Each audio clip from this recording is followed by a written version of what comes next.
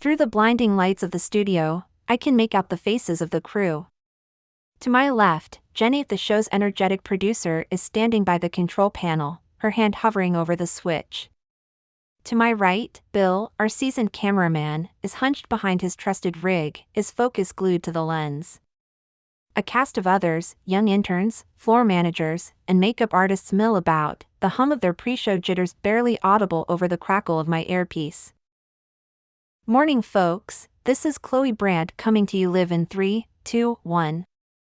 I begin, my voice steady, my eyes fixed on the blinking red light. The rest of the morning rushes by in a blur of words, sound bites, and quick camera cuts. Jenny's voice in my ear guides me through each segment, her tone calm but insistent. As a veteran correspondent, I've learned the rhythm of morning television well. It's a dance choreographed down to the last second. As soon as we're off the air, my phone vibrates, a message flashing across the screen. An unknown number. A promising lead. And just like that, the thrill of the chase is ignited.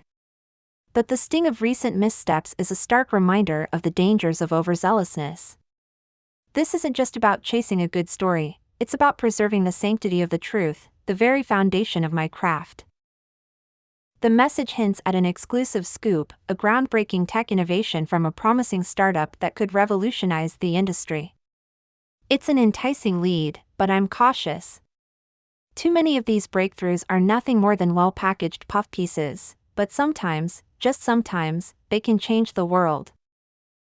I spend the rest of the day immersed in background checks and cross-referencing databases, verifying the legitimacy of the lead. A fact isn't a fact until it's triple-checked, a rule I've lived by ever since my early days as a junior reporter. By evening, the startup checks out. It's young but ambitious, the tech heads behind it are all industry veterans. Everything seems promising. It feels like we're on the verge of breaking something big, a story that could catapult us into the limelight. But journalism isn't about chasing glory, it's about responsible reporting. I remind myself, I'm not in this for the rush. It's the truth I'm after, and the truth requires vigilance. By the time I leave the office, the sky is bleeding orange, and the city is bathed in the glow of dusk. The day has been a whirlwind, the kind that makes your head spin and heart race. But it's these days, filled with promise and uncertainty, that make everything worth it. As I step onto the bustling streets, I find my mind already turning over tomorrow's agenda. The process has only just begun. The lead may be promising, but the work of verification is far from over. This could be a breakthrough, or it could be a hoax. It's my job to find out. And if there's one thing I know for sure, it's that the truth, whatever it may be, won't stay hidden for long. Not on my watch. The early morning sun pours into the newsroom, filling it with a warm, golden glow. There's an energy in the air that's palpable, the kind that comes when we're on the precipice of something big. My desk is cluttered with files and notes, traces of last night's deep dive into the tech startup. Their product, an AI-driven technology that claims to optimize efficiency across all industries, promises a revolution. But this revolution has to be vetted. Chloe, these guys have a solid track record. Tom, the tech analyst, hands me a folder filled with their profiles. The founders have a combined experience of over 3 decades, stints in top-tier firms, and impressive academic credentials. Agreed, their credentials are strong. But we need more than just that, I say, my tone steady, determined. We need to understand the tech itself, its feasibility, and potential impact. For the next several hours, we dive deep into the realms of artificial intelligence, machine learning, and quantum computing, dissecting their product piece by piece. Margaret, our business correspondent with a knack for simplifying complex concepts, aids us in our pursuit. If their claims hold up, she says, her tone serious, this could indeed be a game-changer. Then comes the meeting with the PR representatives of the startup. Over a video call, they showcase a slick presentation of their product, filled with technical jargon and promising figures. Their confidence is infectious, their excitement evident. Sounds impressive, Jenny concedes once the call ends, but we can't afford to just take their word for it. We need a third-party expert opinion. And that's how we find ourselves in the small, cluttered office of Professor Gupta, a leading figure in AI technology, later that afternoon. His assessment is thorough, his observations sharp. It's ambitious, and if it works as promised, quite revolutionary, he admits, his brow furrowed in thought. But it's important to approach with caution. Such technologies often require rigorous testing and multiple iterations. His cautious optimism gives us the green light. We decide to take it to air. The segment is scheduled for the next day's morning show, and the newsroom buzzes with a mix of excitement and trepidation. As the day draws to an end, I stand by the window, watching the city lights flicker to life below. The quiet hum of my colleagues working in the background, the aroma of coffee wafting from the break room, the cluttered newsroom lit by the soft glow of screens, it all feels strangely serene. We've done our due diligence, taken every possible step to verify the story. And yet, I can't shake off a sense of unease. In this business, uncertainty is the only certainty. But as I look at the bustling newsroom, I know we're ready. We've done our best, and tomorrow, we'll see what the dawn brings. The morning show goes off without a hitch. The segment on the tech startup is met with enthusiasm, their stock prices shoot through the roof, and our newsroom is alive with the thrill of breaking a big story. But amid the cheers and congratulations, a gnawing feeling of unease grows within me. Late in the afternoon, my phone buzzes, an unknown number lighting up the screen. My heart skips a beat as I answer, a sense of anticipation washing over me. The voice on the other end is distorted, disguised. The words, though, are crystal clear, the tech story, it's not what it seems. It's all a sham. My world grinds to a halt. The hum of the newsroom, the congratulatory pats on my back, the excited chatter about the skyrocketing stock prices, everything fades into a blur. The voice continues, details unfolding of insider trading, inflated stock prices, and a monumental deception. The call ends as abruptly as it began, leaving me with a sinking feeling. I try calling back, but the number is already disconnected. I stare at the phone in my hand, the weight of the revelation heavy on my shoulders. I turn to Jenny, my voice barely a whisper, we might have a problem. Her eyes widen as I share the allegations. We convene an emergency meeting, bringing in Tom, Margaret, and our legal counsel, Karen. The room is thick with tension as I recount the anonymous tip, each word echoing ominously. We have to investigate this, I say, meeting each of their gazes. Our credibility is at stake. The others nod, grave expressions reflecting the weight of our predicament. Margaret breaks the silence, let's tread carefully. This could be someone with a grudge, or it could be something more. Karen adds, we need evidence before we can take any official steps. An anonymous tip isn't enough. But we can start digging, Tom interjects, off the books. As the meeting wraps, the mood is somber. The newsroom, just hours ago a place of celebration, now feels like the epicenter of a brewing storm. But beneath the apprehension, I feel a spark of determination. The truth brought us here, and the truth will guide us forward. As I return to my desk, my eyes fall on a post-it note stuck to my computer, a quote by Carl Bernstein that I penned down during my early days in journalism, "The truth is the best story."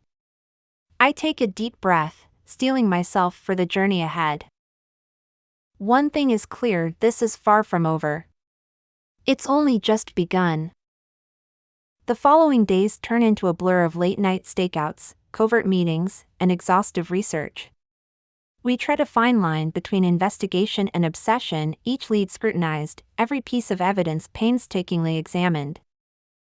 Late one night, huddled over a laptop with Tom in an all-night cafe, I traced the startup's financial transactions. The investors, their backgrounds, and the timing of the investments all appear suspicious. Tom, I lean back, a cold sense of realization creeping in. We may be onto something big here. His eyes, reflecting the same understanding, meet mine, and dangerous. As the days turn into weeks, my personal life suffers. My sister, Emily, chastises me over a missed birthday dinner. My partner, Alex, grows increasingly worried over my erratic schedule and obsession with the case. I can't help but worry, Chloe, Alex admits one night as I pore over files spread across our dining table. You're not just chasing a story anymore. It feels like you're on a personal vendetta. But it's not just a story, Alex, I sigh, pinching the bridge of my nose. It's about the truth. It's about integrity and trust, the pillars of my profession. If I let this slide, then what's left? Despite his concerns, Alex supports me, a silent pillar of strength amidst the chaos. But I know my pursuit is costing us, straining our relationship and taking a toll on our personal lives. Yet, I can't back down, not when I'm so close to the truth. The late-night stakeouts become longer, my sleep deprivation worsens, and my social life dwindles to nothingness. My health, too, starts to falter, the endless cups of coffee and skipped meals taking their toll. Emily, ever the protective sister, confronts me. This isn't healthy, Chloe. You're pushing yourself too hard. I know, I admit, my voice hoarse, but I can't let this go.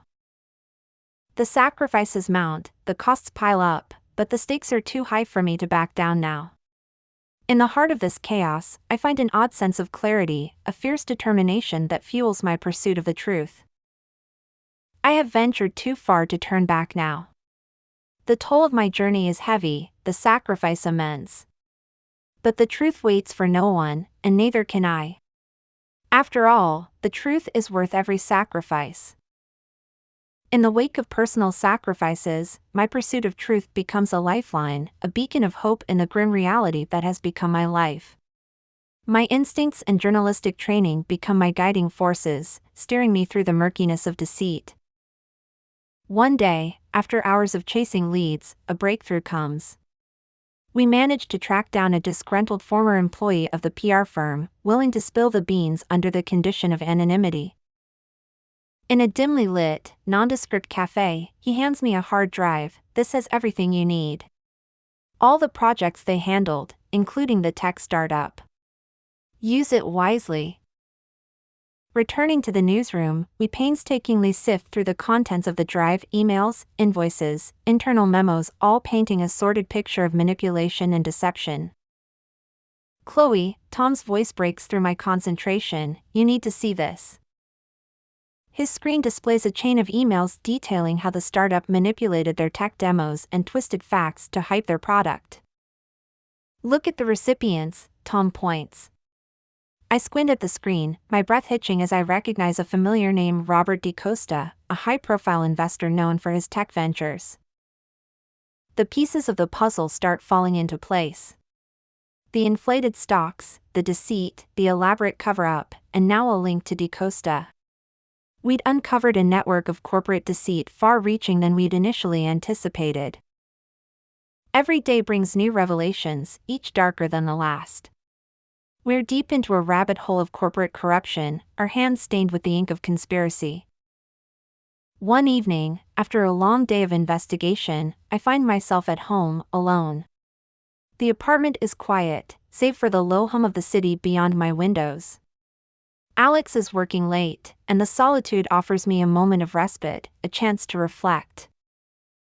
I glance at the corkboard filled with leads, connections, and unanswered questions, all linked with a web of red threads. In the dim light, it feels ominous, a reflection of the complex web of deceit we're trying to unravel. I sit down on the couch, exhaustion seeping into my bones. A half-drunk cup of coffee sits on the coffee table, next to an untouched sandwich. The silence around me is deafening, the solitude a stark reminder of the path I've chosen. But then, my gaze lands on a photo on the wall, a picture of me receiving the Correspondent of the Year award last year. I remember the speech I'd given, talking about the power of truth, the importance of integrity. A surge of determination fills me. Yes, the journey is treacherous, the path lonesome. But this is the road I chose, the pursuit of truth, even if it leads me through the darkest alleys. With renewed resolve, I return to my investigation. The web of deceit may be vast and complex, but I'm ready to unravel it, thread by thread. The pursuit of truth has become my mission, my life, and I won't stop until it's out in the open.